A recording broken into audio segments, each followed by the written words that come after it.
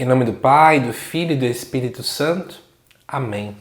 Amados irmãos e irmãs, é com muita alegria que nós estamos aqui para juntos estudar e meditar o Evangelho que a nossa igreja nos apresenta para esta terça-feira, da primeira semana da Quaresma.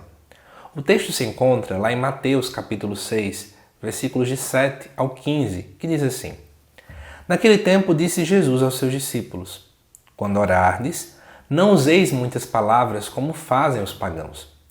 Eles pensam que serão ouvidos por força das muitas palavras. Não sejais como eles, pois vosso Pai sabe do que precisais, muito antes que vós o peçais.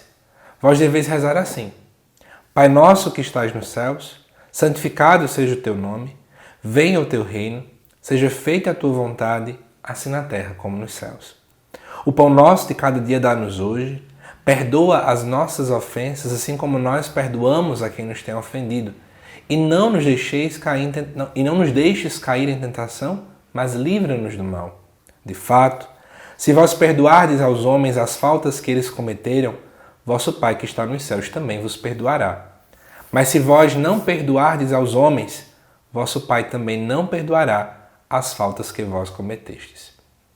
Amados irmãos e irmãs, o capítulo 6 do Evangelho de Mateus, ele está dentro do contexto ainda do Sermão da Montanha. Só que é interessante que o relato do Pai Nosso se encontra meio que no meio mesmo desse relato do Sermão da Montanha. Isso nos leva a prever, obviamente, Mateus, que escreve dentro de um contexto judaico, ele estava querendo enfatizar o seguinte: aquilo que está no centro de algo judaico sempre era o que era mais importante. Então, para Mateus, o núcleo, o núcleo do Sermão da Montanha está a oração do Pai Nosso. Tudo, ele é explicado à luz do restante do sermão, mas tudo conflui, tudo indica, se direciona para ele. E aí, amados irmãos e irmãs, a primeira coisa que Mateus fala no versículo 7, quando orardes, não usei muitas palavras como fazem os pagãos. Isso por quê? Tinha uma compreensão naquele tempo de que a multiplicação das minhas palavras é que convencia Deus a me ouvir. Então tem até uma expressão que um filósofo grego usa, que é que nós precisamos cansar os deuses.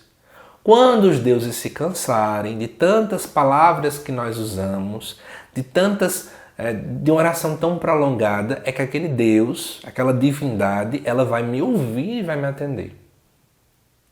Só que aí a compreensão cristã é completamente diferente. Não precisamos fazer como os pagãos, que multiplicam palavras, achando que é pelo poder da palavra que Deus os escuta. Até porque, amados irmãos e irmãs, Deus escuta porque Ele é bom. Não é porque eu estou ali, virando a noite, isso e aquilo. Não. Ele diz assim: eles pensam que serão ouvidos por força das muitas palavras, como eu disse a vocês. Não sejam como eles. Vosso Pai já sabe o que vocês precisam. Então não tem para que você ficar só nessa insistência. Ele diz que quando for rezar é para rezar assim. Então, na verdade, Mateus vai nos dar agora um resumo do que tem que ser a oração cristã. E aí aparecem 7 pedidos. Os 7, na verdade, dentro do contexto judaico, sempre indica perfeição, plenitude. Está aqui a plenitude da oração cristã. Ele vai dizer, primeiro, chamar Pai. E não é Pai meu, é Pai nosso. Na origem da oração está esse contexto eclesial e comunitário. Depois diz que estás nos céus, santificado seja o teu nome. Em outras palavras, no contexto bíblico, santificado seja o teu nome tem uma grande conotação, com a vontade de Deus ser então realizada. Certo? Por isso que depois em dizer, venha o teu reino e seja feita a tua vontade assim na terra como nos céus. É como se na terra fosse diferente da vontade de Deus no céu. E com efeito, aquele povo passava por perseguições do Império Romano. Era difícil enxergar a vontade de Deus acontecendo de modo pleno na terra. Depois ele diz, o pão nosso de cada dia dai-nos hoje, perdoa as nossas ofensas. E aí vem interessante, porque eu digo que ele me perdoe da forma como eu perdoo o outro. Eu estou me comprometendo na oração do Pai Nosso. Ou seja, se eu não perdoo quem está do meu lado, então Deus também não deve me perdoar. Na verdade, a gente tem que entender que tudo que nós fazemos na nossa vida também é em vista desse relacionamento com Deus. A relação com os irmãos implica em alguma dinâmica da relação para com Deus. E depois vai dizer no versículo 13, e não nos deixeis cair em tentação, mas livra-nos do mal. E aí no final vai dizer, sobre a dinâmica do perdão. E aí eu quero chamar a atenção, já que apareceu para nós, após o Evangelho, após o Pai Nosso, duas chamadas de atenção sobre o perdão, é porque hoje a Quaresma nos chama esse convite a refletir sobre o perdão. Perdoar, amados irmãos e irmãs, é nada mais nada menos do que tirar um peso que existe então em nosso coração, tirar esse fardo que existe em nosso coração, ocasionado justamente por algum rancor, alguma mágoa, e eu faço a minha parte naquele momento. De que adianta a gente ficar, guardando rancores, guardando passados como se o meu coração fosse um museu, mas um museu que, em vez de ter peças bonitas que me remetem à alegria, é um museu que me remete à tristeza.